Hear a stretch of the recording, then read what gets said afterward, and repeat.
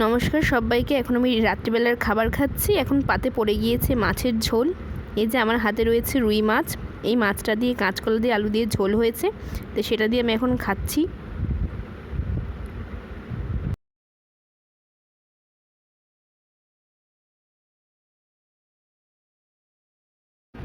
এরপরে পড়ে গেল আলু পেঁপের তরকারি, সেটা দিয়ে এখন খাচ্ছে। এখানে ঠাকুমা খাচ্ছে বসে বসে, আপনারা দেখুন।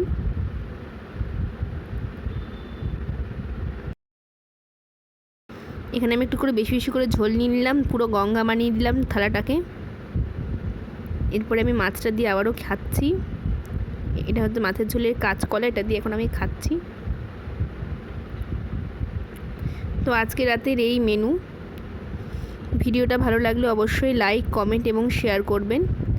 আর চ্যানেলটিকে অবশ্যই সাবস্ক্রাইব করে বেল আইকন প্রেস করে অল নোটিফিকেশান অন করে দেবেন। ধন্যবাদ। আবারও আসছি অন্য কোনো একটা ভিডিও নিয়ে। আজকের মতন টাটা।